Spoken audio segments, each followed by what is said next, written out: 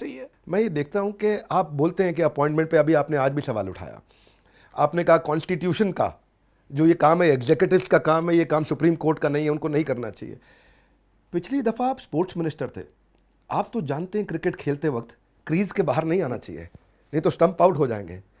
तो आपने कहा तो है कि दोनों की अपनी अपनी लक्ष्मण रेखा है, पर क्या आप कई बार क्रीज से बाहर आकर के शॉट मारने में लग जाते हैं, लक्ष्मण रेखा पार भी कर जाते हैं? क्योंकि इस पे चर्चा किसी और कानून मंत्री के साथ नहीं हुई जितनी आपके साथ हो रही है। वो ऐसा है कि नाम जो भी तय करते हैं वो जजेस लोग करते हैं, अगले जजेस कौन बनना चाहिए, लेकिन अभी भी अपॉइंटमेंट तो सरकार का कलम से होता है।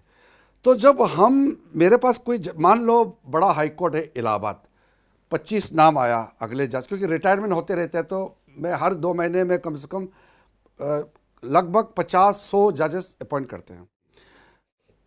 जब नाम हमारे पास आता है तो हम तो उसको ड्यू डिलिजेंस करना पड़ेगा, कौन सही है कौन गलत है। हमारे पास रिपोर्ट्स है, जजेस के पास तो व्यवस्था नहीं ना, सरकार के पास है इंटेलिजेंस इनपुट्स और इनपुट डिपार्टमेंटल इनपुट्स, सारा खबर लेकर के फिर हम तय करते हैं कि ये जज बनना चाहिए कि नहीं बनना चाहिए। तो हम जब ये करते हैं फिर हम अपने हिसाब से नाम तय करते हैं कि ये सब ठीक है।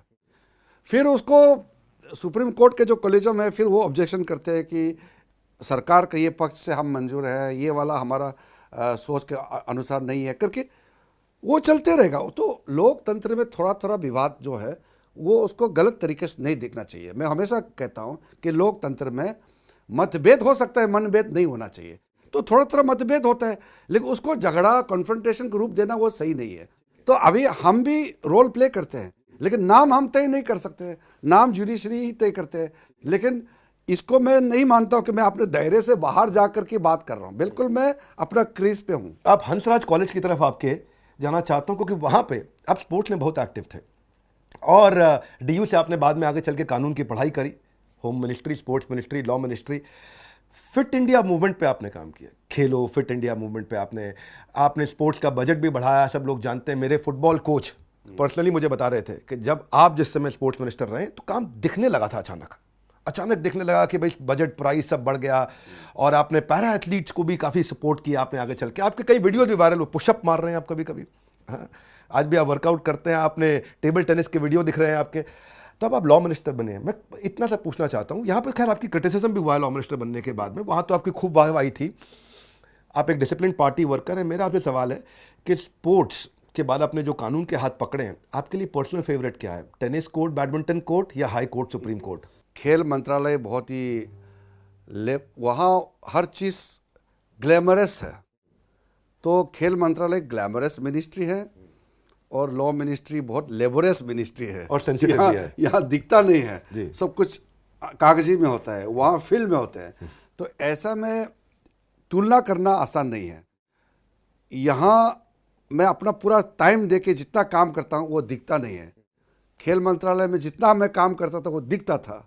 तो वहाँ थोड़ा सा मस्ती भी था, यहाँ सीरियसनेस थोड़ा ज़्यादा है, लेकिन जो जिम्मेदारी मिलता है तो मुझे तो दिल लगा के काम करना है, इसलिए मैं ज़्यादा फेवरेट हिसाब से किसी मंत्रालय को मैं नहीं कह सकता। यूपी में देखें, वहाँ दिख बहुत कुछ रहा है आजकल। वहाँ पे आपकी एक सरकार चल रही है, यूपी की जो राज्य सरकार है, बड़ी पॉपुलर और बड़ी दबंग सरकार है। कभी कभी ऐसा लगता है कि सलमान खान से इंस्पायर्ड है सरकार। एक मूवी आई थी गर्व, वो गर्व मूवी में ऑन द स्पॉट सब कुछ न्याय तुरंत दिया जाता है। दूसरा पक्ष कहता है कि एक या तो भाई कोर्ट रूम और ये करते हैं ढिशुम ढिशुम, तो ये कोर्ट रूम नहीं आगे बढ़ने देते, इसे वो कहते हैं बुलडोजर कल्चर वर्सेस प्रोसीजर। अब आप कानून मंत्री हैं, आप बात करते हैं प्रोसीजर की और वहाँ बात होती है बुलडोजर की। मैं आपसे ये पूछना चाहता हूँ, इनका ऐसा भी मानना है कि 800 क्रिमिनल चुपचाप आके सरेंडर कर गए। यूपी में अगर कोई क्रिमिनल होगा तो या तो दूसरे राज्य में भाग जाएगा या आके सरेंडर कर देगा। इतना डर लग रहा है वहाँ बुलडोजर से।